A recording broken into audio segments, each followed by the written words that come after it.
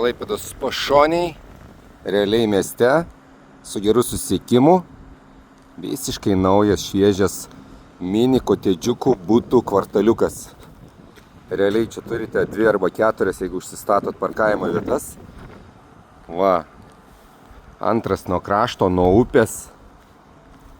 Ir viduje viskas paruošta taip, kad nuo čia galėtumėt kurti savo ateitį jau dabar. O ją mes galim padėti jums įgyvendinti su savo dizaineriais, statybininkais. Parūpinsim ne tik baldus, bet jeigu reikės ir dantų šepetėlį. Tai ką, tenais mes turime vakarus, iš rytų atvažiuojam ateinam, turim nedidelį sanmazgiuką 1 aukšto svečiams, 2 aukšte aukštėjančios lubos miegamosios, kas leistų vaikų kambariui daryti ar 2 aukštę lovą, ar apačiai stalas, viršui lova, jeigu vienas vaikas. Mediniai langai,